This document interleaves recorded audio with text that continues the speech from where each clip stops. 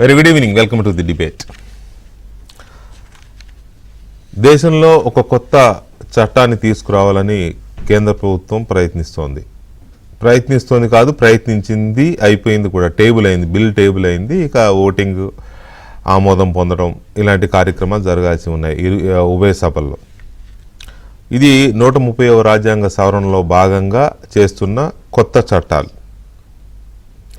ఒక రకంగా చెప్పాలి అంటే ఇది కాస్తో కూస్తో చిలక్కొట్టుడికి అలవాటు పడిన రాజకీయ నాయకులకి అశనిపాతం లాంటి చట్టమే ఇది. ఏంటది అంటే, ఒక ముఖ్యమంత్రి కానీ, పైనుంచి చూద్దాం, ఒక ప్రధానమంత్రి కానీ, ఒక కేంద్ర మంత్రి కానీ, ఒక ముఖ్యమంత్రి కానీ, రాష్ట్ర మంత్రి కానీ,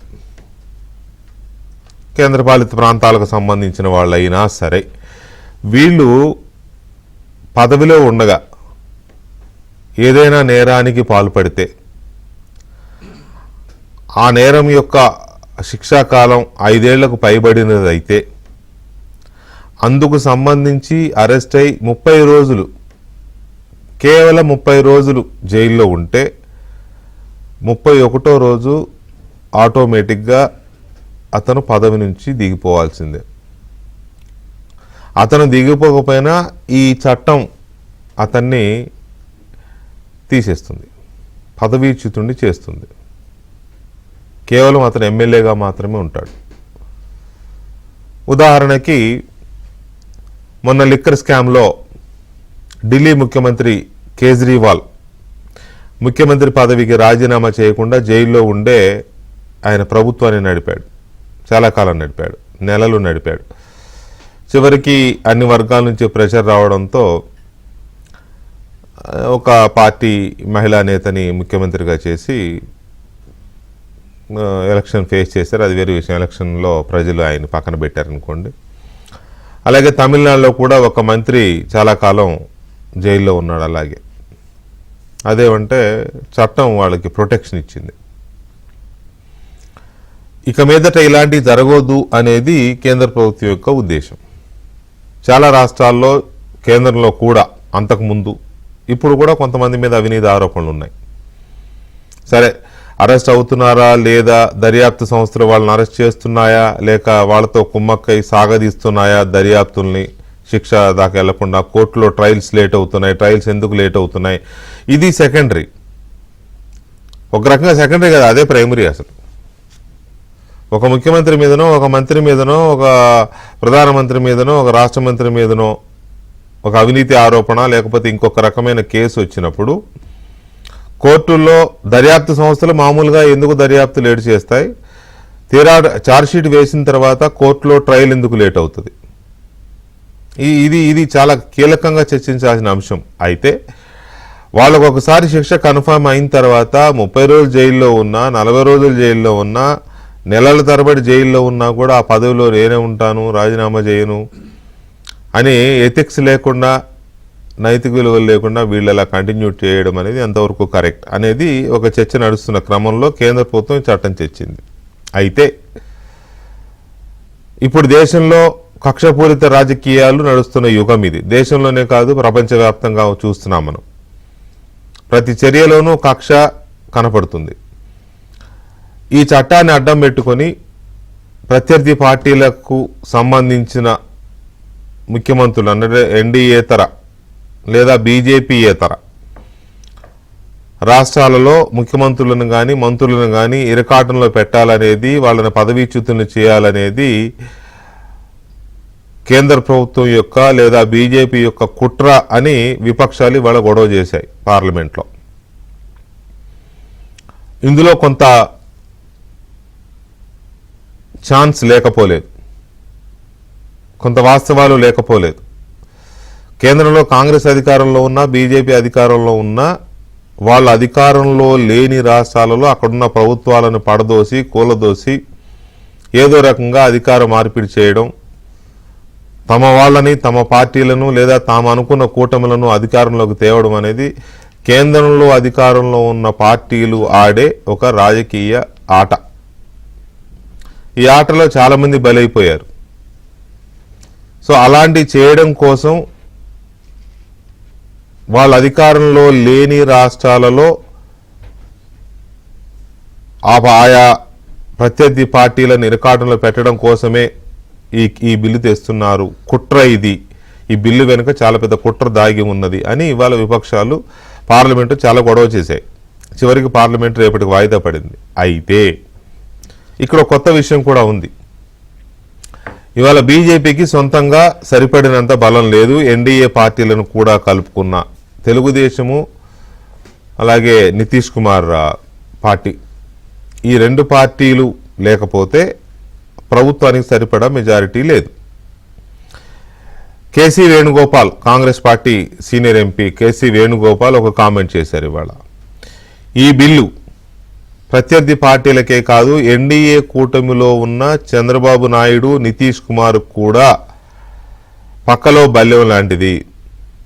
ఈ బిల్లు పాస్ అయితే ఈ బిల్లును అడ్డం పెట్టుకుని వాళ్ళిద్దరిని కూడా గ్రిప్లో పెట్టుకుంటారు. ఎందుకంటే వాళ్ళిద్దరే కీలకమైన భాగస్వాములు, పార్టీకి ఇప్పుడు వెన్నెముకలా ఉన్నారు. కాబట్టి వాళ్ళు కాస్త ఏమాత్రం ప్రభుత్వాన్ని ఒత్తిడి చేసే అవకాశం లేకుండా ఈ బిల్లు ద్వారా వాళ్ళని కంట్రోల్ చేసే అవకాశం ఉంది. కాబట్టి వాళ్ళు కూడా జాగ్రత్తగా ఉండాలి, ఈ బిల్లును వ్యతిరేకించాలి అని కేసీ వేణుగోపాల్ కాంగ్రెస్ నేతతో, సీనియర్ నేతతో పాటు చాలా మంది నాయకులు కూడా వాళ్ళకు కూడా సూచించారు, చంద్రబాబు నాయుడుకి, నితీష్ కుమార్కి కూడా. సో ఓవరాల్గా చూసినప్పుడు అవినీతి వ్యతిరేక చట్టాలు చాలా ఉన్నాయి ఈ దేశంలో. కావాల్సిందల్లా అమలు చేసే చిత్తశుద్ధి, ప్రత్యేకించి రాజకీయ నాయకుల్లో అవినీతి లేకుండా రాజకీయాలు చేయడం, అధికారంలో ఉన్నప్పుడు రాజకీయం అది అవినీతి లేకుండా పరిపాలన చేయడం, అలాగే బ్యూరోక్రసీలో ఇంకో అడుగు ముందుకేసి మనం మాట్లాడుకుంటే జ్యుడిషియరీలో సహా అవినీతి లేకుండా చేయాలి అనే చట్టాలు చాలా ఉన్నాయి. కానీ అవి అమల్లో చిత్తశుద్ధి లేకపోవడం వల్ల అవి చెత్తబుట్ట దాఖలవుతున్నాయి, చెత్తబుట్ట పాలవుతున్నాయి. ఈ పరిస్థితుల్లో ఈ చట్టం ఎంతవరకు దాని పర్పస్ సర్వ్ అవుతుంది, అలాగే ప్రతిపక్షాల మీద కక్ష సాధింపుకో లేకపోతే వాళ్ళను వేధించడానికో ఒక అస్త్రంలాగా ఉపయోగపడకుండా ఎలా ఉంటుంది. ఈ ప్రభుత్వం 130వ రాజ్యాంగ సవరణతో తీసుకొస్తున్న కొత్త అవినీతి నిరోధక చట్టం అనొచ్చు దీన్ని. అంటే వాళ్ళు వేరే పేరు పెట్టారు కానీ అర్థం అవడం కోసం, మన భాషలో ఉండడం కోసం నేను దానికి కొత్త ఇది పెడుతున్నాను. వాళ్ళు పెట్టిన పేరు ఏంటంటే the constitution 130th amendment bill 25, the government of union territories, the Jammu and Kashmir reorganisation అనే పేరుతో ఈ మూడు, అంటే కేంద్రపాలిత ప్రాంతాలకి కూడా కలిపి అలాగే జమ్మూ కాశ్మీర్ను కూడా కలిపి తీసుకురావడం కోసం ఈ 3 బిల్స్ని చేశారు. అందులో ప్రధానమంత్రి, ముఖ్యమంత్రి, కేంద్ర మంత్రులు, రాష్ట్ర మంత్రులు ఎవరైనా అధికారంలో ఉండగా, పదవిలో ఉండగా ఏదైనా కేసులో ఉంటే శిక్ష పడి 30 రోజులు జైల్లో ఉంటే 31వ రోజు ఆటోమేటిక్గా పదవి ఊడిపోతుంది. నేను పట్టుకుని వేలాడుతుంటే కుదరదు అనేది ఈ చట్టం యొక్క ఉద్దేశం. దీని మీద గొడవ జరుగుతుంది, చర్చను మనం చూద్దాం ఇక్కడ ఏమనుకుంటున్నారు పార్టీలు అనేవి కూడా.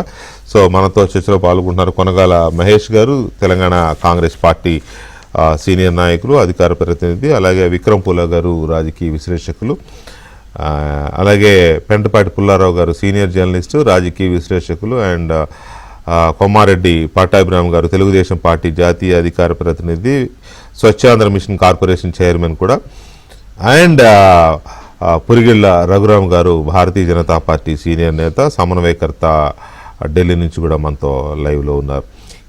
ముందుగా రఘురామ్ గారు నమస్తే. నమస్తే. నమస్తే అండి. సడన్ గా ఎందుకు ఇలాంటి బిల్ తీసుకురావాలనిపించింది కేంద్ర ప్రభుత్వానికి లేదా మీ పార్టీకి? అందరికీ, మీకు పేర్లను పెద్దలందరికీ నమస్కారం, ప్రేక్షకులందరికీ. ఒకటండి, మనం దేశంలో అనేక పూజపట్టిన చట్టాలని దులిపి, అనేక చట్టాలని సంస్కరించుకుంటూ, అనేక అమెండ్మెంట్ చేసుకుంటూ గత 11 సంవత్సరాలుగా కేంద్ర ప్రభుత్వం, నరేంద్ర మోడీ గారి నాయకత్వంలో కేంద్ర ప్రభుత్వం, ఎన్డీఏ ప్రభుత్వం అనేక చట్టాలను సవరించింది. లేబర్ చట్టాల దగ్గర నుంచి, మన ఐపీసీ చట్టాల దగ్గర నుంచి ఏవైతే బ్రిటిషర్ కాలంలో ఉన్నాయో వాటిని మనం ఫాలో అవుతూ వస్తున్నాం. మనం భారతదేశం స్వతంత్రం వచ్చిన తర్వాత మనగా కూడా అనేక చట్టాలని సంస్కరించుకోవాల్సిన అవసరం ఉంది. ఆ సంస్కరణలో భాగంగానే అనేక సంస్కరణలు చేస్తూ వస్తున్నాం. ఈవెన్ ఇన్కమ్ ట్యాక్స్ చట్టాల దగ్గర అనేక చట్టాలని మార్చుకుంటూ వస్తున్నాం. మనకి భారతదేశ పౌరులకు అనుగుణంగా దేశం యొక్క సర్వోన్నత అభివృద్ధికి తోడ్పడే విధంగా చట్టాలను సంస్కరించుకుంటూ వస్తున్నాం. మీరు చెప్పినట్టుగా ఇందాక అనేక చట్టాలు ఉన్నప్పటికీ అవినీతి నిర్మూలించడానికి కానీ, రాజకీయంగా కానీ, అధికారులు కానీ, ఇతరత్ర ఏ అధికారులు ఏ రాజకీయ నాయకులు ఎన్ని కేసులు పెడుతున్నా మనం చూస్తున్నాం. తప్పించుకునేటటువంటి వీలు ఉన్నది. పదవిలో ఉన్నప్పుడు కూడా అరెస్ట్ చేస్తే పదవిని వదిలేటటువంటి పరిస్థితి లేదు. కనీసము అరే కేసు వచ్చింది, ఇదేదో బయటకు వచ్చిన తర్వాత పదవి చేపడతాం అనేటటువంటి సంస్కృతి లేకుండా పోయింది. గతంలో మనం చూస్తే అద్వానీ గారి పేరు, లాలకృష్ణ అద్వానీ గారి పేరు కేవలం ఒక జైన్ అనే డైరీలో రాసుకున్న పేరు ఎల్కే అని ఉంటేనే, ఆయన మీద ఆరోపణ చేస్తేనే ఇమీడియట్ గా ఆయన లోక్సభకి పోటీ చేయని జీవితంలో అది క్లియర్ అవుతాయని చెప్పేసి చాలా ఆయన స్వచ్ఛందంగా ఆయనే ప్రకటించుకున్నారు. మళ్ళీ క్లీన్ చిట్ వచ్చే వరకు ఆయన పోటీ కూడా చేయలేరు, ఏ పదవిలో లేరు. సో ఆ విధమైన సంస్కృతి గత 20 ఏళ్ల క్రితం మనం చూసాము. ఇప్పుడున్నటువంటి పరిస్థితి మనం చూస్తూనే ఉన్నాం. సాక్షాత్ ముఖ్యమంత్రి జైల్లో ఉండి నడిపించిన సందర్భాలు ఇందాక మీరు చెప్పారు, మనం అంతా చూసాము, చూస్తూనే ఉన్నాం. సో మంత్రులు కూడా ఢిల్లీలో మంత్రులు 2-3 మంత్రులు జైలు నుంచి నడిపించారు. తమిళనాడు నుంచి కూడా మంత్రులు జైలు నుంచి నడిపించాడు. అనేక ఎగ్జాంపుల్స్ మనకు కనపడుతున్నాయి అనమాట. సో ప్రజలకు జవాబుదారీగా ఉండాల్సిన వ్యక్తులు సరే ఆరోపణ వచ్చినప్పుడు రాజీనామా చేసి తప్పుకుని తర్వాత ఆరోపణ నిరూపణ కానప్పుడు వచ్చి మళ్ళీ అధికారం చేపట్టచ్చు, తప్పేం దాంట్లో. సో ఒక ప్రజలకి జవాబుదారీగా ఉండాల్సిన వ్యక్తులే వాళ్ళని తప్పించుకోవడం కోసం ప్రయత్నం చేయడము, లేకపోతే కనుక పదవిని పట్టుకుని వేళ్లాడటము, ఇది దారుణంగా తయారైంది. కాబట్టి ఖచ్చితంగా రాజకీయ నాయకుల్లో ప్రత్యేకించి ప్రభుత్వంలో ఉండే ప్రధానమంత్రి కానీ, ముఖ్యమంత్రి కానీ, కేంద్ర మంత్రులు కానీ, రాష్ట్రాల మంత్రులు కానీ, అంటే పరిపాలనలో కీలక పదవుల్లో ఉన్నవాళ్ళు, ప్రభుత్వంలో ఉన్నవాళ్ళు అవినీతికి పాల్పడకుండానో లేదా ఇతరత్ర కేసులకు నేరాలకు పాల్పడకుండా ఉండడం కోసం ఈ చట్టం చేస్తున్నామనేది మీ వెర్షన్. ఒక్క నిమిషం రఘురామ్ గారు, ఒక్క నిమిషం. పుల్లారావు గారు నమస్తే అండి. నమస్కారం. ఈ చట్టం వెనుక ఉద్దేశాన్ని మీరు ఎలా అర్థం చేసుకున్నారు? ఒకటి ఫస్ట్ అండ్ ఫార్మోస్ట్, ఇందాక మీ ఇంట్రడక్షన్ కొద్దిగా మిస్ అవ్వాను. వాక్యూమ్ ఉన్నది కదా, చట్టం లేదు కదా. మొన్న కేజ్రీవాల్ విషయం, అందరి విషయం వచ్చినప్పుడు జడ్జెస్ ఏమన్నారు, మేము కస్టడీకి పంపగలం కానీ ఉద్యోగం దిగి పోమని మేము చెప్పలేం, ఏం లేదు లా లేదని. అసలు వాక్యూమ్ ఉన్నది. వాక్యూమ్ ఒక మర్డర్ జరిగితే మర్డర్కి శిక్ష లేదని ఉంటే జడ్జెస్ ఏమి వేయలేరు ఇంక శిక్ష. వాక్యూమ్ ఉన్నది కాబట్టి తప్పకుండా న్యాచురల్ గా పవర్ ఎప్పుడు ఉండదు. కాన్స్టిట్యూషన్ లో ఎక్కడా కూడా జైల్లో ఉండి పోటీ చేయొచ్చు ఎన్నికల్లో అని ఉంది, కానీ జైల్లో ఉండి పరిపాలన చేయొచ్చు అని ఎక్కడ కాన్స్టిట్యూషన్ లో ఉన్నట్టు, అంటే ఐ మే బి రాంగ్, నాకున్న అబ్జర్వేషన్ లో చెప్తున్నా. కరెక్ట్ అది ఉండినా అది ఆటోమేటిక్ గా రోజు కాన్స్టిట్యూషన్ రాసిన వాళ్ళు ఏమనుకున్నారంటే వాళ్ళు ఇలాంటి వాసన వస్తేనే దిగిపోతారు అనుకున్నారు. మారిపోయి ఈ రోజులు మారిపోయింది, ఎక్కువ ఆలోచించారు కదా. వాళ్ళు అలాగ అనుకున్నారు. అలాగే ఫర్ ఎగ్జాంపుల్ 293 ఆర్టికల్ కాన్స్టిట్యూషన్ ఏమన్నారు, రాష్ట్రాలు ఎంతైనా అప్పు చేసుకోవచ్చు అనుకున్నారు. అసెంబ్లీ పర్మిషన్ ఇస్తే ఎవరు చేయలే, ఇలాంటి 10 లక్షలు 20 లక్షలు అప్పులు పెట్టారు అనుకున్నారు కదా. అవన్నీ పోయినాయి. మనకు ఒక చట్టం కావాలి, ఒక వాక్యూమ్ ఉన్నది. రెండో విషయం మీరు మెన్షన్ చేసలేదు కొద్దిగా, ఒక గవర్నమెంట్ సర్వెంట్ 48 గంటలు కస్టడీలో ఉంటాయి. ఏ కస్టడీ అయినా టీమ్ సస్పెండెడ్, వారికి సస్పెన్షన్ ఆర్డర్ రావక్కర్లేదు, సస్పెండెడ్. మీరు చూసుకోండి, అంత కఠినమైన శిక్ష గవర్నమెంట్ సర్వెంట్. ఒక ఐఏఎస్ ఆఫీసర్ ఉన్నాడు, అతను ఎవరినో కొట్టాడు, అరెస్ట్ చేశాడు. శుక్రవారం ఉన్నాడు, ఏదో కుట్ర చేసి రిలీజ్ చేయలేదు. సోమవారానికి వరకు జైల్లో ఉన్నాడంటే పోలీస్ కస్టడీ, సస్పెండెడ్. జ్ఞాపకం పెట్టుకోండి, 2 రోజులు ఏ గవర్నమెంట్ సర్వెంట్ అయినా జైల్లో ఉంటే. అలాంటిది మన కేజ్రీవాల్ మిగతా వాళ్ళు చేసింది చూసాం కదా, చాలా ఘోరం కదా. అతనంటే నాకు చాలా గౌరవం. లాలూ ప్రసాద్ చూసాం, ఉన్నారు. లాలూ ప్రసాద్ కంటిన్యూ అవ్వలేదు, జైల్లోకి వెళ్ళి సీఎం గా చేయలేదు, రిజైన్ చేశాడు, భార్య చక్కగా పెట్టాడు, కేజ్రీవాల్ పెట్టాడు. అక్కడ ఆమె తీసుకొచ్చి పెట్టాడు, పర్వాలేదు చట్టం. ఇతను అది చేయలేదే, ఇతనే నేనే ఉంటాను, చట్టం లేదు కదా అన్నాడు. ఇప్పుడు చట్టం కావాలి. రెండో పాయింట్ ఏంటంటే నేను చెప్పాను, గవర్నమెంట్ సర్వెంట్ 2 రోజులు 48 గంటలు కస్టడీలో ఉంటే సస్పెండెడ్. నన్ను ఎవరన్నా కరెక్ట్ చేయండి, తప్పు అయితే 36 గంటలు 48 గంటలు. సో ఇది కావాలి మనకి, ఇది కావాలి చట్టం. తర్వాత ఇంకో పాయింట్ ఏంటంటే మీరు చెప్పకముందే అన్న ఏదో రాజకీయంగా మీరు ఈ చట్టాన్ని మీరు ఈ చట్టం యొక్క ఉద్దేశాన్ని మీరు సపోర్ట్ చేస్తున్నారు, రైట్? సపోర్ట్ చేస్తా అంటే ఇప్పుడు డిబేట్ అయినా జరుగుతుంది కదా. Definitely, that's why I'm asking sir. ఇప్పుడు ఇండివిజువల్స్ కూడా ఒపీనియన్ ఉంటది. బ్రేక్ లో నేను మహేష్ విక్రమ్ గారు కూడా అదే మాట్లాడుకున్నాం. ఎవరి ఒపీనియన్ వారికి ఉండొచ్చు. As a senior journalist you are supporting this act. I support the need అంటున్నా. ఇంకా మార్చొచ్చు చట్టం, సేఫ్ గార్డ్స్ చేయాలి, కోర్టులకి అథారిటీ ఇవ్వాలి. రైట్ సార్, ఒక్క నిమిషం సార్. పటాభి గారు నమస్తే. నమస్కారం వికే గారు. What is your take on this bill? మీరు ఎన్డీఏ భాగస్వామిగా కూడా ఉన్నారు కాబట్టి మీ టేక్ చాలా ఇంపార్టెంట్, మీకు క్రూషియల్ అవుతుంది.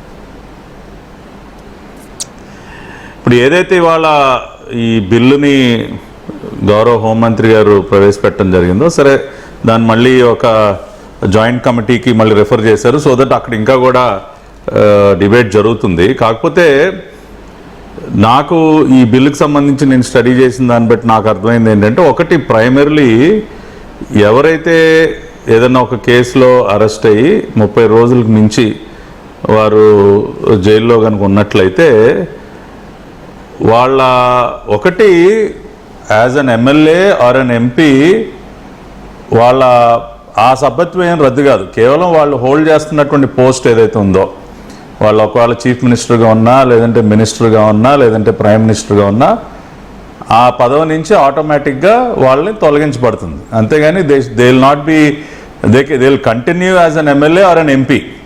వాళ్ళ ఆ సభ్యత్వానికి ఇంకొకటి ఎమ్మెల్యే పదవి పోదు కానీ మంత్రి పదవి పోతుంది, ఎంపీ పదవి పోదు కానీ మంత్రి పదవి, ఎమ్మెల్యే పదవి. ఎస్. సో రెండోది, ఎప్పుడైతే వాళ్ళు ఈ ఛార్జెస్ నుంచి బయటపడతారో మళ్ళీ they can be reappointed as chief minister or prime minister or minister. So it is only for such time when they face these allegations and when they are in judicial custody.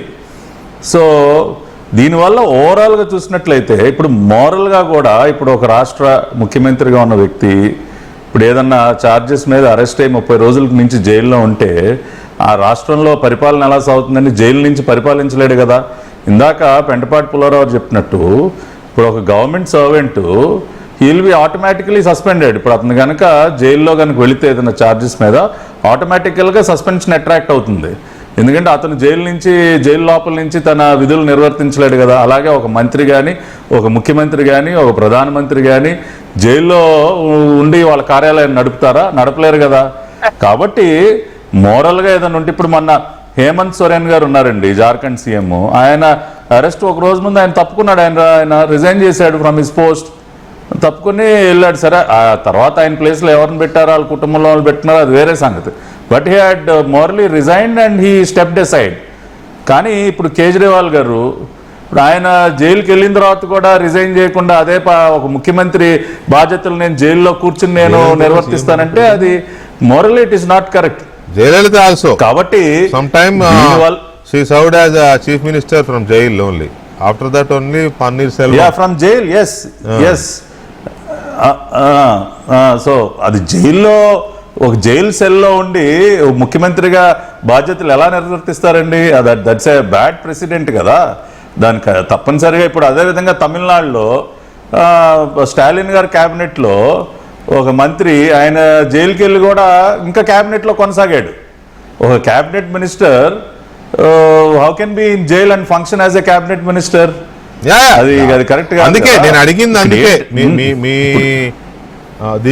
దీన్ని మీరు సమర్థిస్తారా అనేది first question, primary question. ఇప్పుడు మీ మాటలు బట్టి నాకు అర్థమైంది ఏంటంటే, of course మీరు ఎన్డీఏలో ఉన్నారు కాబట్టి ఎలాగో సమర్థిస్తారు. ఇండివిజువల్ గా కూడా మీ ఒపీనియన్ నాకు అదే అర్థమైంది. You are supporting. This is my individual opinion. And at the same time ఇది ఎలాగో జాయింట్ పార్లమెంటరీ ప్యానెల్కి రెఫర్ అయింది కాబట్టి అక్కడ అన్ని పార్టీస్ నుంచి రిప్రజెంటేషన్ ఉంటుంది. అక్కడ అన్ని అందరూ మీరే పార్టీస్ కదా. ఇంకా ఫర్దర్గా దీన్ని డిబేట్ చేస్తారు, ఏమైనా ఉంటే మోడిఫికేషన్స్ ఏమైనా ఉంటే చేస్తారు. Right. బట్ ఇదేంటంటే ఒక చర్చ అయితే దీని మీద ప్రారంభం అవటం అనేది మంచిది వికే గారు. లేదు, మనం మంచిదేలేండి. పూర్తిగా అందుకే కదా వ్యతిరేకించాల్సిన అవసరం లేదు. కరెక్ట్. అందుకేగా మనం చర్చ పెట్టింది కూడా చర్చ జరగాలని. ఎనీవే, ఒక్క నిమిషం మన పటాభి గారు, Yes, yes. రైట్, విక్రమ్ గారు, ఈ బిల్లుని మీరు సీనియర్ అనలిస్ట్గా కానీ జర్నలిస్ట్గా కానీ మీరు సపోర్ట్ చేస్తారా, అపోజ్ చేస్తారా? అంటే ఇక్కడ ద క్వశ్చన్ ఏంటంటేనంటే ఈ బిల్లుని మనం సమర్థిస్తామా లేదనే ముందు అసలు ఆ బిల్లు ఇంట్రడ్యూస్ చేయడానికి పర్పస్ ఏంటి అనేది అనుకున్నాం మనం. అంటే అవినీతిని పారదోలటానికి, క్రిమినాలిటీని, అంటే నాట్ ఓన్లీ నేర ప్రవృత్తిని, రాజకీయాల నుంచి నేరస్తుల్ని బయటకు పంపడానికో లేకపోతే తగ్గించడానికో అనేటువంటిది ఒక పర్పస్గా పెట్టారు. పెట్టినప్పుడు జనరల్గా ఏంటంటే దీన్ని చట్టాల ద్వారా సమాజంలో మార్పు వస్తుందా అనేది ఒక డిబేటబుల్. అది చైతన్యం ద్వారా వస్తుందా, రాజకీయ పార్టీల్లో ఒక చైతన్యం రావాలనేటువంటిది ఒకటి వస్తుంది. ఫస్ట్ ఆఫ్ ఆల్ ఏంటంటే ఇక్కడ మనకి రూల్ ఆఫ్ లా ఉందండి. కాన్స్టిట్యూషన్ ఒక రూల్ ఆఫ్ లా ఇచ్చింది. ఆ రూల్ ఆఫ్ లా ఏం చెప్తుంది? Innocent until you are proven guilty అంటారు. అంతే కదా. గిల్టీ అని మీరు కాకముందు ఇన్నోసెంటే. అంటే మీరు రిమాండ్ 30 రోజులున్నా, 50 రోజులున్నా, 60 రోజులున్నా కూడా is innocent until proven guilty. That is the rule of law. ఆ రూల్ ఆఫ్ లాని ఇదేమవుతుంది, ఈ చట్టం ఏం చేస్తుంది? వాళ్ళ సిబిఐ ఉంది, ఈడీ ఉంది, ఎవరినో తీసుకెళ్ళి అరెస్ట్ చేసి లోపల పెడతారు. అక్కడ ఆటోమేటిక్గా ఎవరు చేశారు, కోర్టులు కాదు అక్కడ సెక్షన్స్ ఉంది. ఇక్కడ ఏంటంటే ఓవర్ రైడ్ చేస్తుంది. ఇక్కడ ఎగ్జిక్యూటివ్ అనేది జ్యుడిషియరీ మీద ఓవర్ రైడ్ చేసేటువంటి ప్రమాదం ఉంది ఇక్కడ. అంటే సపోజ్ ఒక పర్సన్ని ఒక ఈడీ అరెస్ట్ చేసి లోపల పెడితే అతను 30 days ఉన్నాడు అనుకోండి, he ceases to be CM కావచ్చు, పిఎం కావచ్చు, ఎవరైనా కావచ్చు. ఎవరు చేశారు అది? అతను ఇంకా గిల్టీగా ఎవరు చేయాలి? గిల్టీ అని ప్రూవ్ చేయాల్సింది ఎవరు? న్యాయస్థానాలు చేయాలి. కానీ ఇక్కడ ఎవరు చేస్తున్నారు? ఈడీ తీసుకెళ్ళి లోపల పెట్టింది, లేకపోతే సిబిఐ తీసుకెళ్ళి లోపల పెట్టింది. అంటే మనకి బేసిక్ స్ట్రక్చర్లో ఒక కాన్స్టిట్యూషన్లో 3 ఉన్నాయి. ఎగ్జిక్యూటివ్, అదేవిధంగా లెజిస్లేటివ్, జ్యుడిషియరీ ఉంది. అంటే జ్యుడిషియరీ చేయాల్సిన పని ఇక్కడ ఎగ్జిక్యూటివ్ చేసేస్తుంది. అది చాలా డేంజర్. అది the very basic of the కాన్స్టిట్యూషన్కి అది పెద్ద ప్రమాదం అది.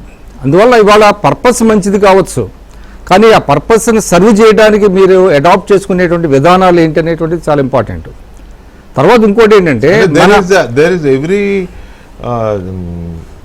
Chance or way. ఒకసారి మీరు అన్నట్టుగా నిందితుడిగా కొంతకాలం జైల్లో ఉండొచ్చు, బెయిల్ తీసుకుని బయటకు రావచ్చు, తర్వాత గిల్ట్ అవ్వచ్చు, గిల్ట్ కాకపోవచ్చు. అది కేసు ట్రయల్ ఎంతకాలం సాగుతుంది పక్కన పెడితే, ముందైతే ఇనీషియల్ గా వాళ్ళు నిందితుడిగా ఈడీ కావచ్చు, సిబిఐ తీసుకెళ్లి లోపలేస్తారు, ఆయన బయటకు వస్తాడు. బెయిల్ 2 weeks ఉంటుంది. 2 weeks ఉంటుంది. ఆ 2 weeks కూడా బెయిల్ కంటిన్యూ అయితే, బెయిల్ కాకుండా కస్టడీ కంటిన్యూ అయితే కోర్టు ఇవ్వలేదని కదా అర్థం బెయిల్. సో ఇప్పుడు ఇక్కడ చెప్తున్నది ఏంటి, 30 days టైం ఇస్తుంది చట్టం. ఈ బిల్లు 30 days టైం ఇస్తుంది. 31st day కూడా జైల్లో ఉండాల్సి వస్తే అతను ఆటోమేటిక్ గా, అంటే రీజన్స్ ఏంటంటే కోర్టులు 30 days ఇవ్వాలనేది మ్యాండేటరీ ఏం లేదు, మ్యాండేటరీ కాదు. 90 days దాకా ఉంటుంది కదా. తర్వాత ఏంటంటే ఇది ఆర్టికల్ 21 కూడా అది దాన్ని విరుద్ధమైనటువంటిది. ఎందుకంటే మనకు ఒకటి ఉందండి, మనకేంటంటే ఒక 100 మంది నేరస్తులు లోపలికి వెళ్ళినా పర్లేదు, కానీ ఒక ఇన్నోసెంట్ మాత్రం తప్పించుకున్నా పర్లేదు, కానీ ఒక ఇన్నోసెంట్ మాత్రం లోపలికి వెళ్ళకూడదు, శిక్ష పడకూడదు అని. 1000 మంది దోషులు తప్పించుకున్నా పర్లేదు, కానీ ఒక నిర్దోషికి శిక్ష పడకూడదు. అది బ్లాక్ స్టోన్ థియరీ అంటారు దాన్ని. బ్లాక్ స్టోన్ అని చెప్పాడు అది. కాబట్టి ఇదేంటంటే వీటిలన్నిటికి విరుద్ధం. అంటే నేను ఇప్పుడు ఖచ్చితంగా అవినీతి అనేది, ఖచ్చితంగా అవినీతి వాళ్ళ పొలిటికల్ కరప్షన్ అనేది దేశాన్ని బాధిస్తుంది, ప్రజలను బాధిస్తుంది. అదేవిధంగా క్రిమినాలిటీ, పొలిటికల్ క్రిమినాలిటీ అనేది అందరినీ బాధిస్తుంది. దాన్ని ఎరాడికేట్ చేయాల్సినటువంటి పరిస్థితి అందరూ ఫీల్ అవుతున్నారు. But what is the way అంటే మీరు ఒక కన్సెన్సస్ ని డెవలప్ చేయాలి పొలిటికల్ Right. పార్టీస్ మధ్య. కన్సెసెస్ వస్తుందా రాదా, ఎందుకు అంతేగా బలవంతంగా చట్టాలు చేసి రుద్దడం రుద్దడం వలన అనేది, అది దాని యొక్క మిస్యూజ్ అవుతుంది. గతంలో ఇంకోటి అండి, ఇందిరాగాంధీ గారు ప్రధానిగా ఉన్నప్పుడు చాలా ప్రభుత్వాలను అస్థిరపరిచారు ఆర్టికల్ 356 ని ఉపయోగించుకొని. అది ఒక ప్రమాదం, అలాంటిది జరగకూడదు. అట్లాంటిది వీళ్ళు వచ్చిన తర్వాత వీళ్ళు చేస్తారనే ఒక భయం ఉంది. ఈ కన్సెన్సస్ అనేది వస్తుందా లేదా, ఒకవేళ ఈ బిల్లు కనుక మంచి బిల్లే అయితే విపక్షాలు ఎందుకు దీన్ని వ్యతిరేకిస్తున్నాయి, విపక్షాలకు కూడా ఒక వ్యూ ఉంటుంది, ఆ వ్యూని ఎందుకు పరిగణలోకి తీసుకోదు కేంద్ర ప్రభుత్వం, ఏకాభిప్రాయం వస్తుందా రాదా, బిల్లు అయితే ప్రవేశపెట్టారు కానీ ఆమోదం పొందుతుందా లేదా. ఎందుకంటే అధికార ఎన్డీఏ కూటమిలో ఉన్న వాళ్ళు కూడా రాజకీయ నాయకులే, అందులో సగం మంది లేదా 30%, 40% ఏదో ఒక దాంట్లో ఏలుపెట్టున్న వాళ్ళే. కాబట్టి మరి వాళ్ళు ఓటు వేస్తారు. ఇటువంటి కొన్ని కీలకమైన. గుడ్ ఈవినింగ్ అండి. మహేష్ గారు, ఎందుకు ఈ బిల్లుని కాంగ్రెస్ పార్టీ ఆర్ ఇండియా కూటమి చాలా తీవ్రంగా వ్యతిరేకిస్తుంది? వికే గారు, ఇప్పుడు రాజకీయాలు నడుస్తున్న జమానా చూస్తే ఒకప్పటి రాజకీయాలు అయితే డెఫినెట్గా కావు. అంటే వాజ్పేయి గారు వారి సొంత మాటల్లో చెప్తారు, నేను నెహ్రూతో ఇంత ఫైట్ చేసినా సాయంత్రం కల్లా మేము కలిసి మళ్ళీ ఆప్యాయంగా మాట్లాడుకునే సంస్కారము సంస్కృతి రాజకీయాలు ఉండేది. వారికి హెల్త్ ఇష్యూస్ వస్తే కూడా రాజీవ్ గాంధీ గారు రియాక్ట్ అయ్యి వారిని వెంటనే అమెరికా పంపించి ట్రీట్మెంట్ ఇప్పించారని. అంటే ప్రతిపక్షంలో ఉన్న వాళ్ళని కూడా ఒక గౌరవంగా, సముచిత గౌరవంతో చూసే రాజకీయాల రోజులు కావు. ఇవేంటి, ఏ రాజకీయాలు ఇవి? వెండెట్టా పాలిటిక్స్కి ఇది యుగం. వెండెట్టా పాలిటిక్స్ అంటే ప్రతీకార, కక్షపూరిత రాజకీయాలు చేస్తున్నటువంటి యుగం ఇది. ఈ యుగంలో ఈ 130వ పార్లమెంట్ రాజ్యాంగ సవరణ బిల్లు ఏదైతే భారత సర్కార్ తెచ్చిందో దీన్ని మేము 100% with all soul and heart వ్యతిరేకిస్తున్నాం. ఎందుకు వ్యతిరేకిస్తున్నాం అంటే, ఒకటి, ఇది మేము ఎన్నికల ముందే రాహుల్ గాంధీ గారు చాలా స్పష్టంగా చెప్పిండు అనేక ప్రచార సభల్లో, వీళ్ళు వస్తే రాజ్యాంగానికి వీళ్ళు చేటు చేయడానికే వస్తారు, మళ్ళీ ఒకసారి వస్తే ప్రజలారా మీరు జాగ్రత్తగా ఉండాలని చెప్పారు. ఎందుకు ఈరోజు అర్థమవుతుంది ప్రజలకు కూడా. ఏమంటే రాజ్యాంగం యొక్క మౌలిక స్ట్రక్చర్ను, బేసిక్ స్ట్రక్చర్ను డిస్టర్బ్ చేసేటువంటి అమెండ్మెంట్ బిల్ ఇది. మామూలు బిల్లు కాదు. అంటే బయట మాట్లాడుతున్న దానికి రాజకీయ నాయకులు అవినీతి చేస్తే శిక్షించొద్దా? ఎస్, శిక్షించాలి. దానికి చట్టాలు ఉన్నాయి, దానికి కోర్టులు ఉన్నాయి, దానికి ఇంకోటి. భారత రాజ్యాంగము ఏం చెప్తుందంటే, దాని దృష్టిలో, భారత రాజ్యాంగం దృష్టిలో ఈ దేశంలో ఉన్న పౌరులందరూ సమానం. Right sir? దేశంలో ఉన్న పౌరులందరూ సమానమని మరి ప్రతిపక్ష రాజకీయ నేతల మీద అస్త్రం ఎక్కువ పెట్టేటట్టుగా లేదా వాళ్ళని హరాస్ చేసేటట్టుగా ఉపయోగించుకోవడానికి ఒక బిల్లు తెస్తున్నారు. ఎందుకు? అది 30 రోజులు వారు చెప్పారు, until you proven guilty you are innocent. ఇది మన దేశ రాజ్యాంగం మౌలిక సూత్రం, మన న్యాయశాస్త్రం చెప్తున్న మౌలిక సూత్రం. అట్లాంటి సూత్రంలో మీరు ఒక కేసులో అరెస్ట్ చేసి మీరు అన్నారు 2 వీక్స్ 14 డేస్లో బెయిల్ అడగొచ్చు. 14 డేస్లో కోర్టు బెయిల్ రిజెక్ట్ చేసింది అనుకోండి, 28 డేస్కి మళ్ళీ అడగవచ్చు. అప్పుడు కూడా రిజెక్ట్ చేస్తే, మీకు ఉదాహరణ చెప్పిన లైవ్లీ ఉదాహరణ, తెలంగాణ ప్రజలకు బాగా కనెక్ట్ అయ్యే ఎగ్జాంపుల్ చెప్తాను. రేవంత్ రెడ్డి గారు, మా గౌరవ ముఖ్యమంత్రి గారు Jannaram farm house, Janwada farm house మీద ఏదో డ్రోన్ ఎగిరేసిండ్రు అనేది ఇది కేసు. దానికి వాస్తవంగా న్యాయంగా చూస్తే 500 రూపాయల ఫైన్ వేసే కేసు. అది కేవలం 500 రూపాయల ఫైన్ వేసే కేసు. పార్లమెంట్ సమావేశాలు అటెండ్ కావడానికి పోతుంటే ఎయిర్పోర్ట్లో నుంచి అప్డేట్ చేసి, అంటే డిటైన్ చేసి తీసుకొచ్చి జైల్లో పెట్టి 16 రోజులు పెట్టి అట్లాంటి పిట్టి కేసు మీద ఈ రాష్ట్ర ముఖ్యమంత్రి ఇప్పుడు వారు. అలా ఒకవేళ రేపు ఇప్పుడు ప్రస్తుతం ఉన్న ఈ 3 సంవత్సరాల్లో ఇండియా కూటమిలో ఉన్నటువంటి రాజకీయ పక్షాలను వీళ్ళు టార్గెట్ చేయడమే గ్యారంటీ ఏముంది? మేము కూడా చాలా గొప్ప ఉద్దేశంతో ఎన్నికల్లో ఒక గొప్ప సంస్కరణ తీసుకొస్తున్నాం అనే పేరుతో ఈవీఎంలు తెచ్చినాం. మేము మా ప్రభుత్వ హయాంలోనే కదా ఈవీఎంలు ఇంట్రొడ్యూస్ చేసింది ఈ సిస్టమ్. అవి ఎంత మిస్యూజ్ అవుతున్నాయి. లాస్ట్కి అమెరికన్ ప్రెస్ సెక్రటరీ కూడా స్టేట్మెంట్ ఇచ్చే పరిస్థితి ఉంది ఈవీఎం భారతదేశంలో ఎన్నికలు జరుగుతున్న తీరు. ఇక ఎన్నికల్లో జరుగుతున్న అవకతవకలు, ఓటు చోరీ గురించి మీకు రీసెంట్గా తెలుసు. అంటే లక్ష్యాలు గొప్పగా మేము ప్రారంభించినవి కూడా మిస్యూజ్ అవుతున్నాయి. ఈ వెండెట్టా పాలిటిక్స్ జరుగుతున్న ఈ రోజులలో మీరేంటి, ఒకటి వెండెట్టా పాలిటిక్స్కి అవకాశం ఇచ్చే బిల్ ఇది. 2, article it's a clear cut violation of article 21. Article 21 ఏం చెప్తుంది? There is a procedure.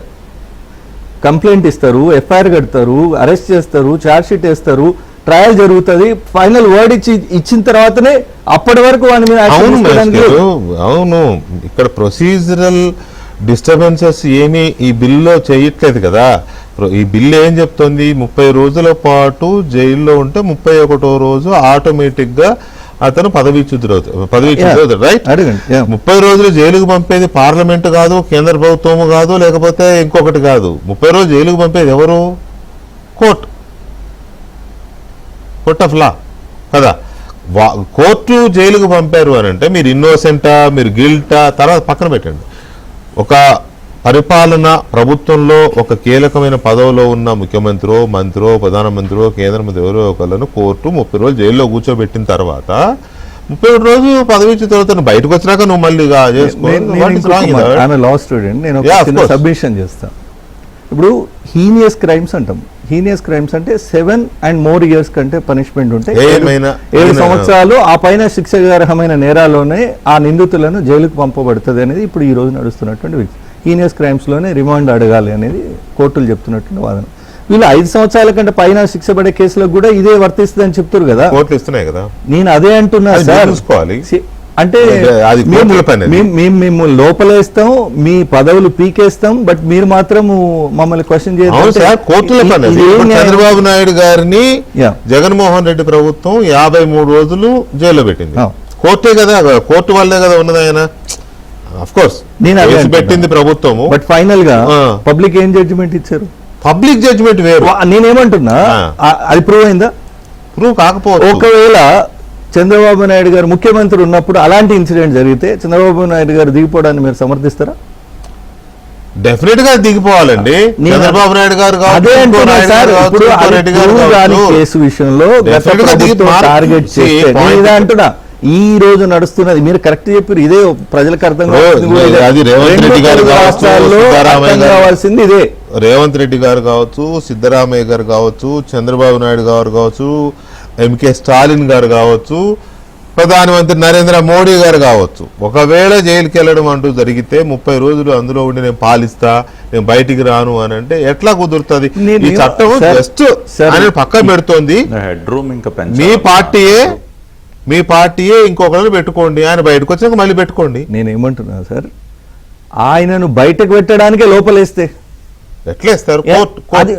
మీరు అనుకున్నారా అమెరికా లాంటి దేశం చేయని సాహసం మేము చేస్తున్నామని గర్వంగా చెప్పుకున్నాం. మేము ఈవీఎంలతోనే దొంగచాటున అధికారంలోకి వస్తున్నారు ఈ రోజు. న్యాయ వ్యవస్థ ఉంది, ఆ వ్యవస్థలో ఇది లేదు కదా. న్యాయ వ్యవస్థ అసలు మీకు ఇంకొక మాట చెప్పాను వెంకటకృష్ణ గారు, ప్రజలు కూడా ఆలోచించాలి. ఎవరు ఈ దేశంలో ఉన్న ప్రజలు ఎన్నుకోబడిన ప్రధానమంత్రి, ముఖ్యమంత్రి, మంత్రులు దీనికి లోబడి పనిచేయాలంటే అసలు దీన్ని శాసిస్తున్నది ఎవరు?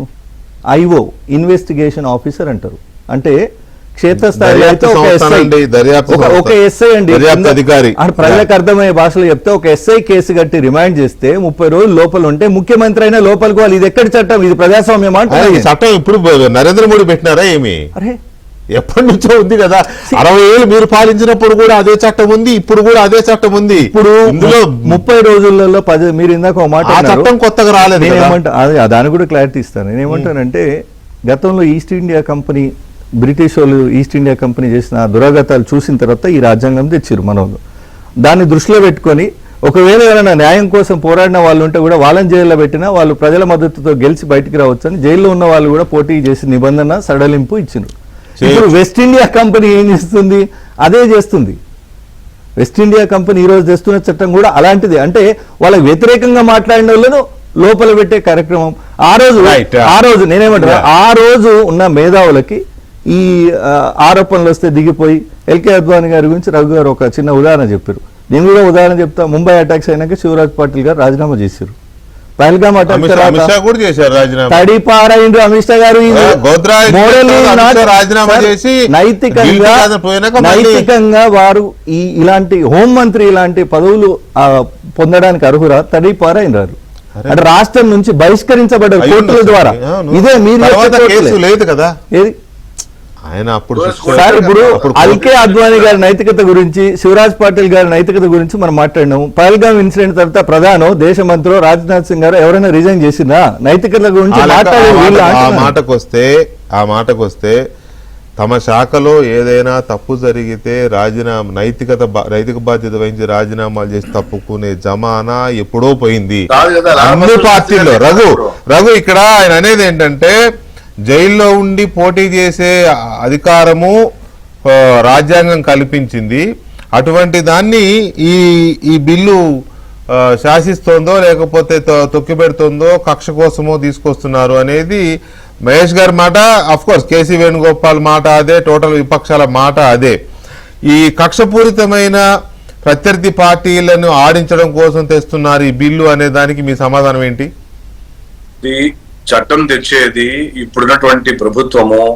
నెక్స్ట్ ఎవరు వస్తారు ప్రభుత్వము అంటే శాశ్వతంగా బీజేపీ వస్తున్నారు, వాళ్ళంతా ఒప్పుకుంటున్నారా?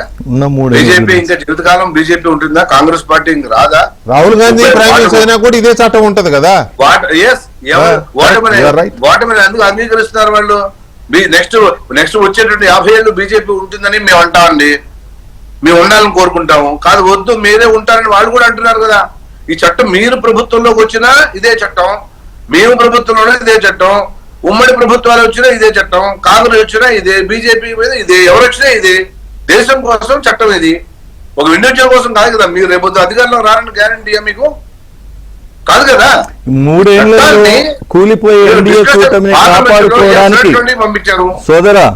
ఈ 3 సంవత్సరాల్లో చిన్న 2 ఇక్కడ టీడీపీ అక్కడ నితీష్ కుమార్ పార్టీతో డిపెండ్ అయి ఉన్న మీకు ప్రభుత్వం కూలిపోకుండా ప్రతిపక్షాలను, మీ భాగస్వామ్య పక్షాలను భయభ్రాంతులకు గురి చేసేటట్టుగా తెస్తున్న చట్టము 3 ఏళ్లు ఇంకా మిగిలిన 3 ఏళ్లు మీ ప్రభుత్వాన్ని కాపాడుకోవడానికి తెస్తున్న చట్టం అంటున్నాం.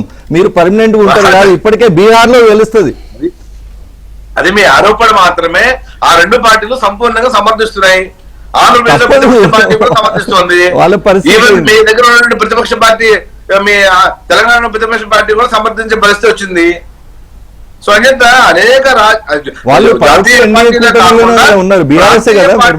అనేక పార్టీలు చట్టం మీద సమర్థిస్తున్నాయి ఇవి. సో అంచేత అందరూ సమర్థిస్తున్నారు కాబట్టి మీరు పునరాలోచించి దీని మీద డిస్కషన్ చేయండి పార్లమెంట్ లో. త్వరగా దీని మీద డిస్కస్ చేసి సజెషన్ ఏమంటే ఇచ్చి ప్రభుత్వానికి ఈ చట్టం మీద ఒక అవగాహన ఇంకా తీసుకురండి. ఏముంది దాంట్లో? అంటే అట్లా కాదు. ఇక్కడ సరే మీరు అన్న పాయింట్ ఒకటి వ్యాలిడ్ పాయింట్. ఏంటది? ఎప్పుడు బీజేపీ ఉండదు కదా, చట్టం శాశ్వతంగానే, ఎన్డీఏ శాశ్వతం కాదు కదా కేంద్రంలో అధికారంలో. రేపు యూపీఏ రావచ్చు, లేదా ఇండియా కూటమి రావచ్చు, ఎవరు వచ్చినా కూడా చట్టం అదే ఉంటుంది కదా. మీరు అన్న పాయింట్ అంతవరకు బాగానే ఉంది. కానీ ఉన్నన్నాళ్ళు ఈ చట్టాన్ని అడ్డం పెట్టుకుని ఆడిస్తారు, లేదా రేపు ఎన్నికల నాటికి కీలక నేతల్ని ఈ చట్టం ఉపయోగించి లోపల దోచేస్తారు, లేదా అట్లాంటి అనుమానాలు ఉన్నాయి వాళ్ళకి. అనుమానాలకి మనం ఏం చేస్తాం, ఇది ప్రభుత్వము అంటే గత అనుభవాల దృష్ట్యా అనుమానాలు అనుకోండి. ఇప్పుడు నితీష్ కుమార్ పార్టీ మీద, లేదా కనుక దేవగౌడ గారి పార్టీ మీద, లేదా కనుక చంద్రబాబు నాయుడు పార్టీ మీద కాంగ్రెస్ కి ప్రేమ ఎందుకు ఉంటుంది? వాళ్ళ గురించి వాళ్ళు చూసుకోవాలి అంతే. ఈ పార్టీలు, ఈ రీజనల్ పార్టీలు, కూటమిలో ఉన్న పార్టీలు సమర్థిస్తున్నాయి, కూటమిలో లేని పార్టీలు కూడా సమర్థిస్తున్నాయి బిల్లుని. కూటమిలో లేని పార్టీలు సమర్థిస్తున్నాయి, గత్యంతరం లేక సమర్థిస్తున్నాయి. కూటమిలో లేని పార్టీలు ఎందుకు సమర్థిస్తున్నాయి? బొత్స సత్యనారాయణ గారు అన్నాడు ఇవాళ, చెప్పేశాడు, ఇండైరెక్ట్ గా చెప్పేశాడు వాళ్ళ మద్దతు మీకే అని. ఇండైరెక్ట్ గా ఏమంటే ఎన్డీఏ అభ్యర్థికి మెజార్టీ ఉంది కదా, ఏకగ్రీవం అయితే బాగుంటది కదా, ఎందుకు పోటీ అని. అంటే దాని అర్థం ఏంటి? ఇక్కడ కేటీఆర్ గారు ఇండైరెక్ట్ గా ఆ సెన్స్ వచ్చేలాగానే, డైరెక్ట్ చెప్పలేదులే కానీ ఇంకా ఇండైరెక్ట్ గా అర్థం చేసుకోవడానికి అర్థమవుతోంది. సో ఈ సిచ్యువేషన్ లో పుల్లారావు గారు ఇప్పుడు సిబిఐని గతంలో పంజరంలో చిలక, కాంగ్రెస్ బ్యూరో ఆఫ్ ఇన్వెస్టిగేషన్ అనేవాళ్ళు గతంలో కాంగ్రెస్ అధికారంలో ఉన్నప్పుడు. ఇప్పుడు బీజేపీ అధికారంలోకి వచ్చిన తర్వాత కూడా దానికి ఆ పేరేం పోలేదు, ఆ పంజరంలో చిలకనే పిలిపించుకుంటుంది అది. సో ఎవరు అధికారంలో ఉన్నా ఆ దర్యాప్తు సంస్థలు కానీ ఇటువంటివి కానీ వాళ్ళు ఆడిస్తారు, ఇంక్లూడింగ్ జ్యుడిషియరీ అనేది ఉంది ప్రజలు అనుకుంటారు, నేను అంటాం కాదు. సో ఈ చట్టం కూడా మంచిదే అని అనుకుంటున్నా కూడా కేంద్ర ప్రభుత్వంలో రేపు కాంగ్రెస్ అధికారంలో రాదనేది ఏముంది? ఇప్పుడు వ్యతిరేకిస్తున్నారు, రేపు వస్తే రద్దు చేస్తారు ఆ చట్టాన్ని. పుల్లారావు గారు మ్యూట్ లో ఉంది. పుల్లారావు గారు, ఏ ప్రభుత్వం కూడా అప్పటి వరకు పాత చట్టాలను ఇంకా బలపరిచారు. కరెక్ట్. ఎక్కడైనా ఏమైనా తీసేసి ఉంటే మనం రీసెర్చ్ చేయాలి. ముఖ్యంగా ఏమిటంటే మనం చెప్పింది, మహేష్ గారు చెప్పింది తప్పేం లేదు, సేఫ్ గార్డ్స్ కావాలి. చంద్రబాబు నాయుడు గారు 53 రోజులు బెయిల్ కోసం తిరిగాడు. పెద్ద లాయర్, మీరు మీ డిబేట్స్ లో చాలా సార్లు వచ్చి మాట్లాడారు, మేము మర్చిపోతారా ఆ విషయం మీద? అంత స్టేచర్ ఉన్న మనిషి అన్నా నేను, పెద్ద మనిషి. మనకి ఇష్టమా లేదా అనవసరం. అవును. ఒక ముఖ్యమంత్రి 10 సంవత్సరాలు 20 సంవత్సరాలు చేసిన వ్యక్తిని మనం అలా మట్టిలో కలుపుకూడదు. ఎవరైనా మన ముఖ్యమంత్రులు ఎవరైనా ఉన్నాయి, పెద్దవాళ్ళు ఉన్నాయి, దానికి బెయిల్ కోర్ట్స్ ఇవ్వట్లేదు. ఎన్నోసార్లు సుప్రీంకోర్టు చెప్తుంది బెయిల్ ఇస్ ద రూల్ అన్నారు. నువ్వు బెయిల్ ఇయ్యి, ఆ డిసిషన్ జడ్జి ఎవరు, హైకోర్టు ఇవ్వమంటాడు, హైకోర్టు ఎవరు. ఇది తప్పు, ఇది చాలా తప్పు. ఇప్పుడు వచ్చే లా వ్యాక్యూమ్ ఉన్నది, వ్యాక్యూమ్ ఉండకూడదు. 2012లో పోస్కోని ఇంట్రడ్యూస్ చేశారు UPA government, Manmohan Singh government. Prevention of sexual offence against children, చాలా మంచి యాక్ట్ కదా, చాలా మంచి కొత్త చట్టాలు రావటం తప్పు కాదు. అది మీరు బాగా చెప్పారు పుల్లారావు గారు, మంచి పాయింట్ చెప్పారు. ఇవాళ ఉదయం నేను నా కొలీగ్స్ తో కూడా డిస్కషన్ లో, మా ఇంటర్నల్ మీటింగ్ లో పాయింట్ వచ్చింది. పోక్సో చట్టం అనేది పిల్లల మీద అత్యాచారం లేకపోతే అలాంటి వేధింపులో జరిగితే అది చర్యలు తీసుకునే చట్టం. అది ఇప్పుడు వరకు అది పురుషులకే వర్తిస్తుంది అనుకున్నారు, కానీ బెంగళూరులో కోర్టు చెప్పింది ఒక మహిళ ఒక బాలుణ్ణి అత్యాచారం అంటే సెక్సువల్ హెరాస్మెంట్ చేస్తే ఆమె మీద పోక్సో పెట్టారు. సో ఆ చట్టాన్ని అమలు చేయడంలో, అన్వయించడంలో చాలా ఇది ఉంటుంది, కమిట్మెంట్. మెయిన్ థింగ్ ఏమిటంటే బెయిల్ ఇవ్వాలి, ఎంతో సీరియస్ అవుతుంది. కాకపోతే అది సుప్రీంకోర్టు మాటలు వదిలేస్తుంది. ఎంత అసహ్యమైన పరిస్థితి. జిల్లా కోర్టు నుంచి హైకోర్టుకి వెళ్ళాలి, హైకోర్టు ఇవ్వరు. అది ఈ లాలో ఆ అమెండ్మెంట్ తేవాలి, తప్పకుండా తేవాలి. బెయిల్ ఇవ్వాలి, బెయిల్ ఇచ్చాక తర్వాత గొడవ చూసుకుందాం. అది ఇవ్వకపోతే ఇవన్నీ మెసేజ్ అవుతాయి. పెద్ద హీనియస్ క్రైమ్ కానప్పుడు బెయిల్ ఇవ్వకుండా మీరు చూస్తున్నారు కదా, అది జిల్లా జడ్జి ఎవరా బెయిల్ ఇవ్వకుండా హైకోర్టుకి వెళ్ళారా, హైకోర్టు ఎవరా, సుప్రీంకోర్టు మళ్ళీ హైకోర్టుకి వెళ్ళమంటారా, హైకోర్టు మళ్ళీ జిల్లా. మన లీగల్ సిస్టమ్, మన జ్యుడిషియల్ సిస్టమ్ మనకు కావలసిన చట్టాలని కాసుకోవట్లేదు. తప్పకుండా కాసుకోవాలి కదా వాళ్ళు. ఒక వ్యక్తి, సామాన్యమైన వ్యక్తి సుప్రీంకోర్టుకు వెళ్ళి బెయిల్ ఎలా తెచ్చుకుంటున్నారు, ఇల్లు అమ్ముకొని తెచ్చుకుంటారు. సో తప్పకుండా దీంట్లో ఆ వీక్నెస్ ఉన్నది. గవర్నమెంట్ అది అటెండ్ అవ్వాలి. ఈజ్ ఆఫ్ లివింగ్ అంటున్నారు, అంటే బ్రతకటానికి ఇది చేస్తున్నా is of living, is of death. ఎవరికైనా బెయిల్ గురించి అంటే మీకు అర్థమైపోతుంది కదా, మీ వ్యవహారం, మీ స్టేటస్ సొసైటీలో. తప్పకుండా అక్కడ చట్టం కావాలి, కానీ బెయిల్ ఇవ్వాలి. కానీ ఒకటి ఉందా దీంట్లో, కోర్టులు కూడా ఆలోచించుకునేది ఏంటంటే ఇది 12 రోజులు 14 రోజులు కాదు. ఈడీ అరెస్ట్ చేసినా ఎవరు చేసినా పొలిటికల్ కేసెస్ గా 5 days 3 days తగ్గించాలి. బెయిల్ ఇవ్వటానికి కోర్టు కూడా ఆలోచించుకోవాలి. ఎందుకంటే వాళ్ళు బెయిల్ ఇవ్వకపోతే ఆ ఉద్యోగం పోతాడు. మళ్ళీ ముఖ్యమంత్రి అవటం చాలా కష్టం కదా, ఇంపాసిబుల్ కదా, ఇంపాసిబుల్ కదా. అందువల్ల మీకు మదన్లాల్ ఖురానా తెలుసు కదా, ముఖ్యమంత్రిగా ఉన్నాడు, ఏదో అలిగేషన్ వస్తే రిజైన్ చేశాడు, అంతే, ఫినిష్, కెరియర్ ఓవర్, ఎవరు ఖాళీ చేయరు కుర్చీ. సో తప్పకుండా సేఫ్ గార్డ్స్ కావాలి. సేఫ్ గార్డ్స్ ఎలాంటివి ఉండాలంటే అది అపోజిషన్ పెట్టాలి, గవర్నమెంటే వాళ్ళ విజన్ తో ముందరకు వచ్చారు. ఈ సేఫ్ గార్డ్ అంటే జ్యుడిషియల్ గా ఉండాలి, జ్యుడిషియరీలో ఆ రకమైన సేఫ్ గార్డ్ ఉండాలి తప్పకుండా.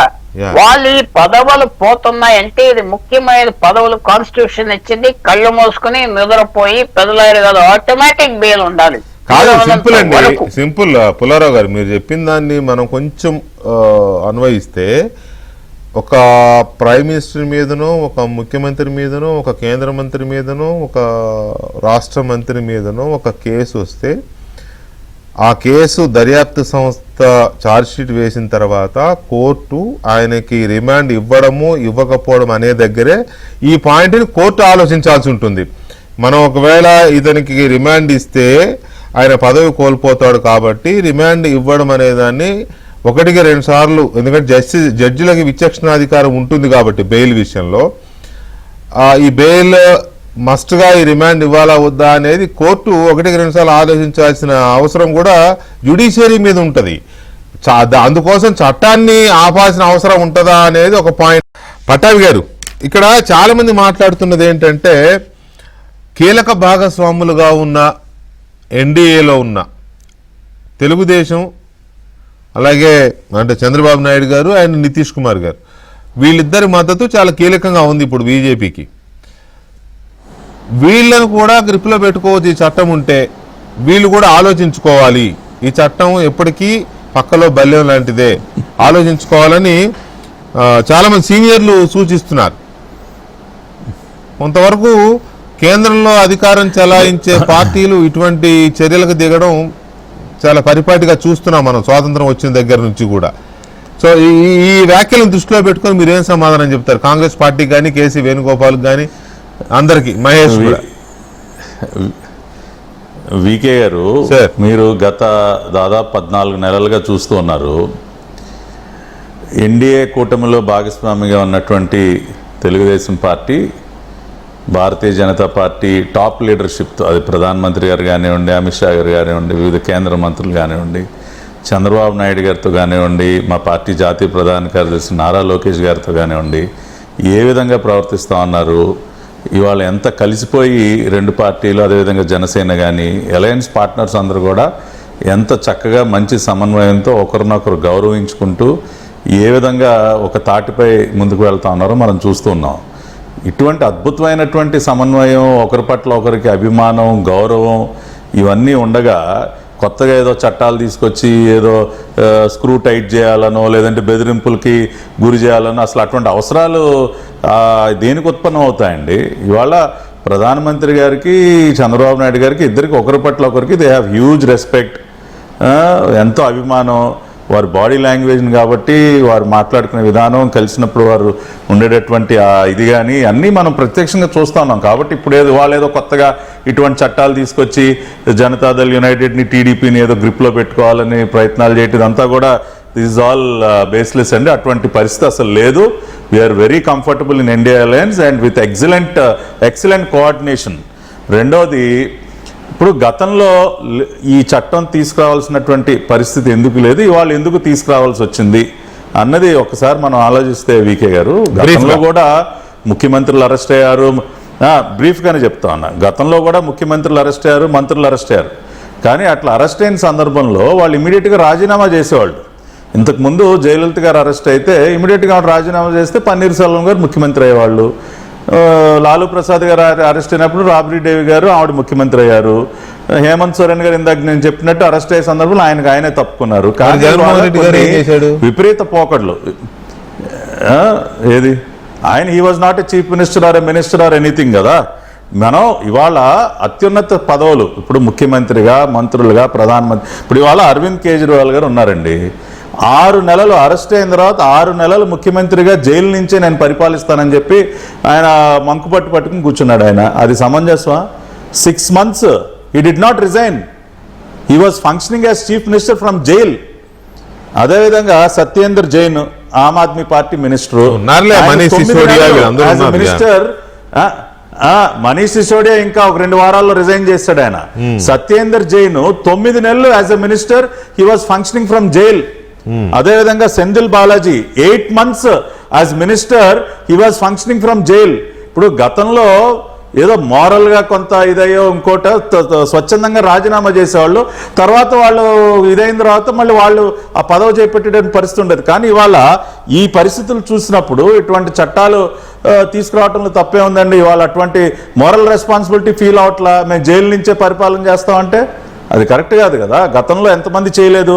రెండోది, ఇవాళ ఎన్డీఏ అలయన్స్ పార్ట్నర్స్గా మేమే కాదు, ఇవాళ శశి థరూర్ గారు ఇవాళ ఆయన అన్నమాట ఏంటంటే, Congress party senior MP Rahul Gandhi గారు వెనకమాలే కూర్చుంటారు. ఆయన శశి థరూర్ ఎప్పుడో కాంగ్రెస్ దూరం అయ్యాలండి, కానీ శశి థరూర్ కామెంట్స్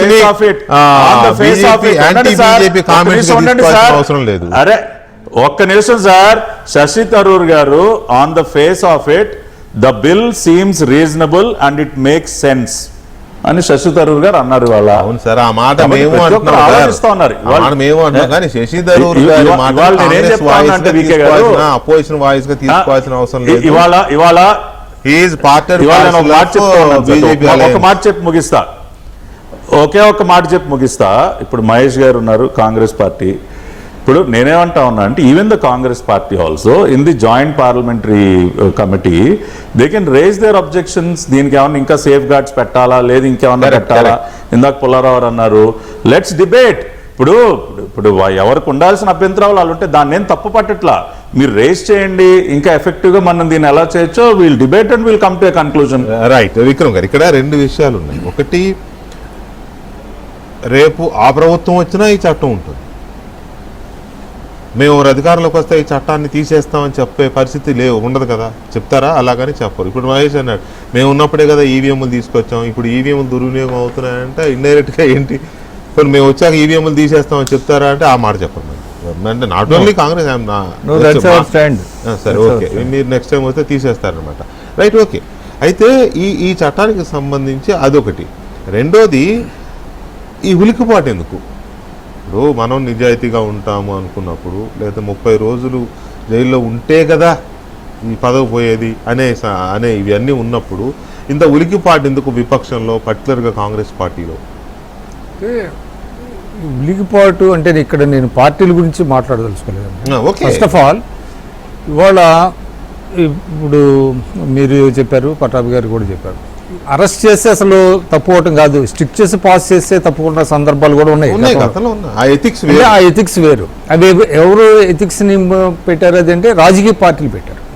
అంటే ఇక్కడ మార్పు రావాల్సింది ఎక్కడి నుంచి రావాలంటే రాజకీయ పార్టీల నుంచి రావాలి. అంతే తప్ప ఇవాళ మనకి వరకట్నం చట్టం ఉందండి, అది ఎంత ఎఫెక్టివ్గా పనిచేస్తుందా వరకట్నం అనేది? అది ఎప్పుడో వచ్చింది అది. అంటే మనకి చట్టాల ద్వారా సమాజంలో మార్పుని, ఇటువంటి మార్పుని ఆశించలేము.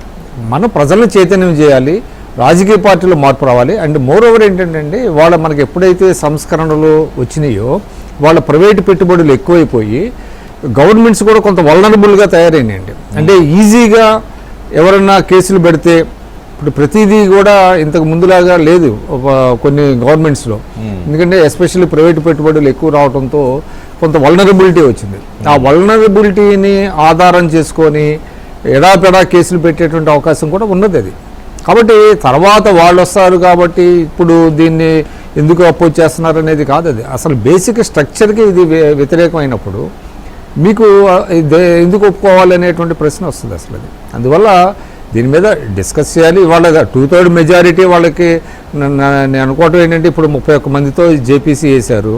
జేపీసీ వేసిన తర్వాత నెక్స్ట్ పార్లమెంటు సెషన్, వింటర్ సెషన్లో ఇది మళ్ళీ టేకప్ చేస్తారు లాస్ట్ వీక్లో. ఆ లోపు నేను అనుకోవటం దీని మీద జనంలో కూడా చర్చ జరగాల్సినటువంటి అవసరం ఉంది. బట్ అయితే ఒకటైతే ఏంటంటే, రాజకీయ పార్టీల మధ్య ఏకాభిప్రాయం లేకుండా ఇటువంటి చట్టాలు తీసుకురావటం వల్ల పెద్ద ఉపయోగం అయితే లేదు. ఖచ్చితంగా ఇది మీకు మిస్యూజ్ అవడానికి దెర్ ఈజ్ ఎవ్రీ పాసిబిలిటీ. ఇవాళ వాళ్ళ పార్టీలు కలిసి ఉండొచ్చు, రేపొద్దున విడిపోవచ్చు. ఇవాళ అదేమి శాశ్వతం కాదు, మిత్రత్వం కానీ శత్రుత్వం కానీ. బట్ దెర్ ఈజ్ అంటే ఇంకోటి ఏంటంటే, ఇవాళ బీజేపీ యాటిట్యూడ్ కూడా ఇవాళ మనం చూసాం. వైస్ ప్రెసిడెంట్ ఎన్నికల్లో వాళ్ళకి అవసరం ఉందండి జగన్మోహన్ రెడ్డి గారిని అడగటానికి. మీకు బలం ఉంది కదా. ఇప్పుడు అంటే అట్లానే కాదు అనేది. వాళ్ళు ఏం చేస్తున్నారంటే వాళ్ళు దాదాపు 42 పార్టీలు ఉన్నాయి ఎన్డీఏలో, కొన్ని రిప్రజెంట్ చేస్తున్నాయి.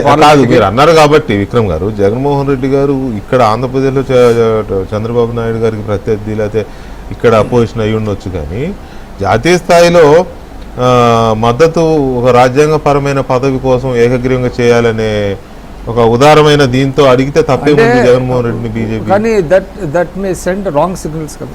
అన్ని పార్టీలను అడిగారు కదా వికే గారు. అదే అంటున్నా, జగన్మోహన్ రెడ్డి అదే అంటున్నా, అన్ని పార్టీలను అడుగుతారు, జనరల్ గా అడుగుతారు. వాళ్ళు నుంచి కూడా ఇస్తారు. ఇప్పుడు అట్లా అనుకుంటే కాంగ్రెస్ కూడా అడుగుతున్నారు. కాంగ్రెస్ కూడా అన్ని ప్రతినిధి చేసిన ఇంటర్వ్యూలో సుదర్శన్ రెడ్డి గారు అడిగారు, వాళ్ళు ఇన్ ప్రిన్సిపల్ ఏంటంటే they have to confine to the NDA partners. అంతేగాని ఇప్పుడు అంటే ఇది ఎటువంటి రాంగ్ సిగ్నల్స్ పోతాయి కదా. జగన్మోహన్ రెడ్డి గారిని కూడా మాకు మద్దతు ఇవ్వండి అని చెప్పడం ద్వారా ఇక్కడ ఏమవుతుంది, ఒక కన్ఫ్యూజన్ క్రియేట్ అవుతుంది. అంటే అది ఏమవుతుంది, తెలుగుదేశం బీజేపీ ఇక్కడ జనసేన ఉన్నాయి, మళ్ళీ వాళ్ళు కూడా వచ్చి పార్టీలకి వేస్తామంటే అది కన్ఫ్యూజన్ క్రియేట్ అవుతా కేడర్లో కానీ అట్లాగా. అందువల్ల అవకాశం అయితే ఉంటుందండి. ఇంటి పక్క వాళ్ళు అడుగుతారు, ప్రత్యర్థులు అడుగుతారు, వాళ్ళు ఏని వేయకపోయి కదా. అది ఇక్కడ ఇది వేరు కదా. మేబీ ఒక విధంగా వైస్ ప్రెసిడెంట్ పోస్ట్ని రాజకీయాలకు అతీతంగా చేయాలనేటువంటిది చెప్పినప్పుడు అది ఎప్పుడు చెప్పాలి, ముందుగానే అడుగుతూ ఉండాలి. అంటే ఇండియా కూటమిని కూడా వాళ్ళ అభ్యర్థిని ప్రకటించక ముందే వాళ్ళు చెప్పి వాళ్ళందరినీ కూడా అంటే కన్సల్ట్ చేసిన తర్వాత పెడితే బాగుండేది. అప్పుడు అర్థం చేసుకోవచ్చు. అప్పుడు వాళ్ళు అభ్యర్థిని మేము సూచిస్తామనంటే అది కుదరదు కదా. చాలా ఉంటాయి, తెలియదు కాదు భారత రాజకీయాలు. ఇవాళ ఉండే పాలిటిక్స్ రేపు ఉండవండి. Of course. మనం మళ్ళీ ఈ చట్టం విషయానికి వస్తే మహేష్ గారు, అంటే ఎక్కువగా ఉలికి పడుతున్నారేమో ఈ చట్టం విషయంలో, అన్నెసరీగా ఎక్కువ ప్రయారిటీ ఇచ్చి దీనికి ఏమవుద్ది, ఈ చట్టం పాస్ అయితే పోయేదే ఉంది అనే దాని మీద ఏంటంటే, ఎక్కడన్నా రాష్ట్రాల్లో ఇప్పుడు ఎట్లా కేంద్రంలో మీరు లేరు కాబట్టి రాష్ట్రాల్లో ఉన్నారు, ఒక 3-4 రాష్ట్రాల్లో ఉన్నారనుకోండి సపోజ్, అక్కడ మీ ప్రభుత్వాలని అస్థిరపరుస్తారు అనే అనుమానాలు, భయాలు ఏమైనా ఉన్నాయా? డెఫినెట్గా విక్కీ గారు, నేనేమంటానంటే ఈ చట్టాలు తెస్తున్నది నెహ్రూ గారు అంటే ఒక పరిపక్వ రాజనీతిజ్ఞత కలిగినటువంటి వ్యక్తులు, అవతల పార్టీలను ప్రతిపక్షాలను గౌరవించే వ్యక్తులు, నెహ్రూ గారు, ఇందిరాగాంధీ గారు, రాజీవ్ గాంధీ గారు, మన్మోహన్ సింగ్ గారు, పివి గారు, లాస్ట్కు వాజ్పేయి గారు ఈ చట్టం అంటే బీజేపీ అందరికంటే వాజ్పేయి గారు గొప్ప ఇదే. అది కాదు విషయం ఏంటంటే, బీజేపీ ప్రధాని తెచ్చినా ఈ చట్టాన్ని, వాజ్పేయి గారే బీజేపీ ప్రధానిగా ఉన్నప్పుడు ఈ చట్టాన్ని తెచ్చినా ఒక వంతుకు ఇది ఒక ప్రోగ్రెసివ్ యాక్ట్ కింద చూసే అవకాశం ఉండేది. కానీ ఈరోజు ఈడీ సిబిఐలను ఇంట్లో పెంపుడు కుక్కల కంటే దారుణంగా వాడి ఎగబెడుతున్నారు.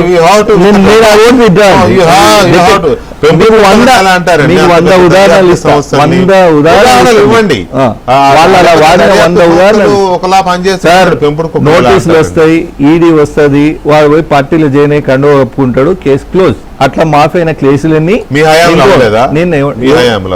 వాళ్ళందరూ కోర్టు ట్రయల్స్ ఫేస్ చేశారు. వాళ్ళు అల్టిమేట్ గా నేను మీరు నెహ్రూ గారి దగ్గర నుంచి చివరికి వాజ్పేయి గారు అన్నారు అని ఇప్పుడు ఏదో మోడీ గారంటే, సార్ ప్రజలు 140 కోట్ల ప్రజలు ఎన్నుకున్న ప్రధానమంత్రి అండి, ఏదో ఆయన 140 కోట్ల మంది ప్రజలు ఎన్నుకున్నారా, లేక ఒక్కొక్క పార్లమెంట్ లో 1,00,000 చొప్పున దొంగ ఓట్లతో గెలిచారా?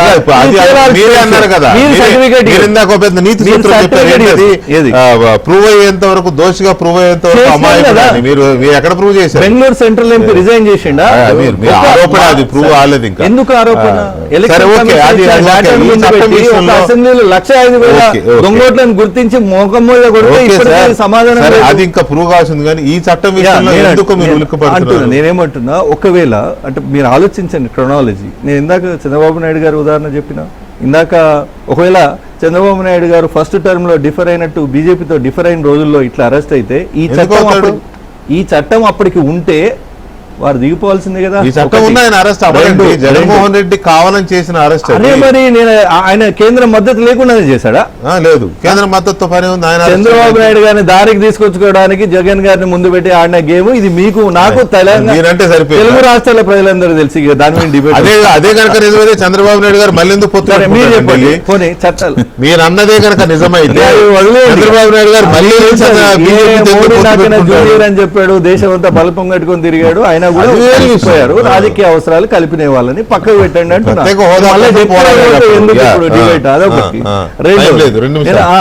నేనేమంటున్నా, మధ్యప్రదేశ్ లో కమల్నాథ్ గారిని మా కాంగ్రెస్ ప్రభుత్వాన్ని మధ్యప్రదేశ్ రాష్ట్రంలో డీస్టేబుల్ చేశారు. అంటే ప్రభుత్వాన్ని కూలదోసి 14 మంది 18 మందిని కొనుక్కపోయి అక్కడ ప్రభుత్వాన్ని ఏర్పాటు చేసుకున్నది బీజేపీ.